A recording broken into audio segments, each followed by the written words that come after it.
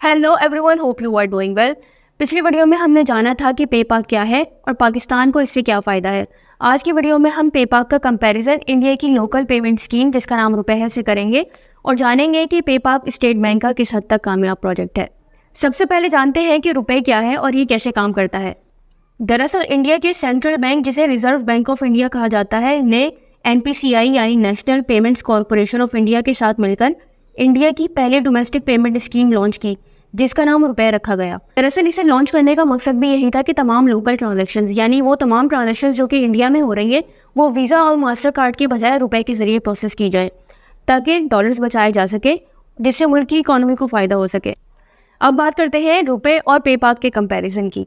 पहले बात करते हैं दोनों की एक्सेप्टेंस की, यानी रुपए और पेपाक किस हद तक काबिल कबूल है। रुपए की अगर बात की जाए तो ये कहना तो अब बिल्कुल ही गलत होगा कि रुपए इंडिया की लोकल पेमेंट स्कीम है, क्योंकि इसे अब इंटरनेशनल लेवल पर एक्सेप्टेंस मिल चुकी है। रुपए कार्ड्स इंडिया भर के पॉज, ATMs और ऑनलाइन स्टोर्स पर काबिल कबूल होने के अलावा इसे पेपाल, अमेजॉन, एप्पल और गूगल प्ले जैसे इंटरनेशनल प्लेटफॉर्म्स पर एक्सेप्टेंस मिल चुकी है। जबकि पेपाक की अगर बात की जाए तो पेपाक इंटरनेशनल प्लेटफॉर्म्स से बहुत दूर की बात लोकल ऑनलाइन स्टोर्स पर भी काबिल कबूल नहीं है, क्योंकि पेपाक ने अभी तक अपना पेमेंट गेटवे ही लॉन्च नहीं किया है, या पेपाक का गेटवे इस हद तक अभी मैच्योर नहीं हुआ है कि पेपाक कार्ड्स को सीमलेसली ऑनलाइन स्टोर्स पर एक्सेप्ट कर सके। रुपए की अगर प्रोडक्ट्स की बात की जाए, यानी वो पेमेंट मेथड्स जिनके पीछे रुपए है, तो इनमें रुपए अब तक debit cards, credit cards, prepaid cards, co-badge cards, RuPay e-com जो कि रुपए का पेमेंट गेटवे है जिसकी मदद से रुपए कार्ड्स को ऑनलाइन स्टोर्स पर एक्सेप्ट किया जाता है। उसके अलावा रुपए प्रो क्रेडिट कार्ड जो ख़ास तौर पर यंग एंटरप्रेन्योर्स के लिए बनाया गया है।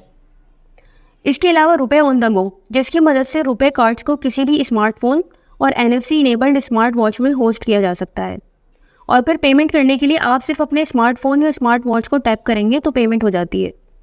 और तो और रुपए का अपना टोकनाइजेशन सिस्टम मौजूद है जो इसे मज़ीद सेफ एंड सिक्योर बनाता है। टोकनाइजेशन का मतलब होता है जब आप ऑनलाइन पेमेंट करते हैं तो आपका रुपए कार्ड नंबर मर्चेंट के साथ शेयर नहीं होता, बल्कि इसके बजाय एक टोकन होता है, और ये टोकन एक रैंडम नंबर होता है जो कि अगर चोरी हो भी जाए तो भी चोर के किसी काम का नहीं, जबकि इस टोकन के अगेंस्ट असल कार्ड नंबर रुपए के वॉलेट सिस्टम में महफूज होता है, जिससे ट्रांजैक्शन वैलिडेट हो जाती है। इसके अलावा रुपए ने हाल ही में रिकरिंग पेमेंट्स भी लॉन्च कर दी हैं, जिसका मतलब ये है कि नेटफ्लिक्स जैसी वेबसाइट्स की अगर आप सब्सक्रिप्शन लेते हैं तो हर महीने पैसे आपके अकाउंट से खुद ब खुद कट जाते हैं और आपको बार बार पेमेंट को ऑथराइज करने की ज़रूरत नहीं है। ये फीचर भी रुपए कार्ड्स पर इनेबल हो गया है। इसके बरक्स पेपाक की अगर प्रोडक्ट्स की बात की जाए तो पेपाक के सिर्फ डेबिट कार्ड्स और कोबैच डेबिट कार्ड्स हैं, जो कि पाकिस्तान में हर जगह ATM और पॉस मशीन्स, जबकि कोबैच डेबिट कार्ड्स इंटरनेशनली जहाँ जहाँ UPI और JCB की एक्सेप्टेंस है वहाँ ATM और पॉस टर्मिनल्स पर काबिल कबूल है। क्या आप जानते हैं कि रुपए बहुत जल्द एक इंटरनेशनल पेमेंट स्कीम बनने वाला है और बहुत जल्द इसका मुकाबला वीज़ा और मास्टर कार्ड जैसी कंपनियों से होगा। दरअसल national payments corporation of India ने बहुत से मुल्कों जैसे कि Singapore, Bhutan, Maldives, UAE, Saudi Arabia, Myanmar, Nepal, France, UK, Russia और कई दूसरे ममालिक के साथ रुपए की इन मुल्कों में एक्सेप्टेंस के हवाले से एग्रीमेंट साइन कर लिए हैं, जिसका मतलब ये है कि रुपए को अब इंटरनेशनली एक्सेप्ट करवाने के लिए रुपए को किसी इंटरनेशनल पेमेंट स्कीम के साथ कोबैच नहीं करना पड़ेगा, बल्कि रुपए बतौर एक stand alone payment scheme in ममालिक में काबिल कबूल होगा। वहीं अगर पेपाक की बात की जाए तो पेपाक अभी इंटरनेशनल तो बहुत दूर लोकल ATMs और पॉज मशीन्स पर भी पूरी तरह से काबिल कबूल नहीं हुए हैं। अब बात करते हैं इन दोनों पेमेंट स्कीम्स की मार्केट शेयर की। हम यहाँ कार्ड इशुएंस के नंबर्स की बात नहीं करेंगे क्योंकि दोनों मुल्कों की आबादियों में बहुत ज़्यादा फ़र्क है। हमारा फोकस यहाँ सिर्फ मार्केट शेयर पर है कि इंडिया में रुपए का share versus other payment schemes और पाकिस्तान में पेपाक का share versus other payment schemes कितना है।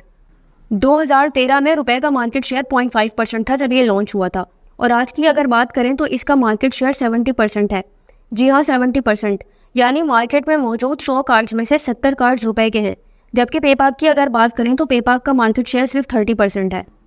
पेपाक की नाकामी की एक बड़ी वजह पाकिस्तानी बैंकों का रद्द-ए-अमल है। स्टेट बैंक ऑफ पाकिस्तान ने पेपाक को पुश करने की कोशिश तो बहुत की, लेकिन बैंक्स की तरफ से इसे बतौर पेमेंट स्कीम ज़्यादा सीरियस नहीं लिया गया और बैंक्स का रुझान वीज़ा मास्टर कार्ड वाले कार्ड्स इशू करने की तरफ ज़्यादा रहा है बजाय पेपाक कार्ड्स के।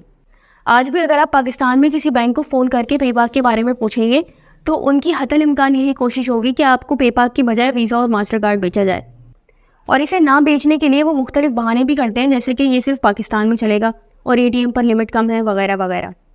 इसके अलावा पेपाक को डिस्करेज करने के लिए बैंक्स ने इस पर बहुत हैफ्टी इशुएंस फीस लगा दी है कि कोई कस्टमर पेपाक कार्ड मांगे ही नहीं। जबकि स्टेट बैंक की तरफ से बैंकों को क्लियर इंस्ट्रक्शंस ये दी गई थी कि उन्हें कस्टमर्स को अकाउंट के साथ डिफ़ॉल्ट कार्ड पेपाक इशू करना है, लेकिन ऐसा कभी नहीं हो सका। जबकि वहीं अगर इंडिया की बात करें तो 2014 तक इंडिया की 50% आबादी अनबैंक थी, यानी 50% आबादी के पास बैंक अकाउंट्स नहीं थे। लेकिन जब एक स्कीम के तहत इस 50% आबादी के बैंक अकाउंट्स खोले गए तो उन्हें इन अकाउंट्स के साथ जो डेबिट कार्ड दिया गया वो रुपए का था और वो बिल्कुल फ्री था। पेपाक को एक कामयाब स्कीम बनाने के लिए पेपाक को अपनाने से होने वाले फ़वाइद को एक ब्रॉडर पर्सपेक्टिव में देखने की ज़रूरत है। तो आज के लिए इतना ही। पेपाक के हवाले से आपकी क्या राय है नीचे कमेंट सेक्शन में ज़रूर बताइएगा। वीडियो अच्छी लगी हो तो kindly make sure you subscribe because it really helps. मिलते हैं अगली वीडियो में। Thanks for watching.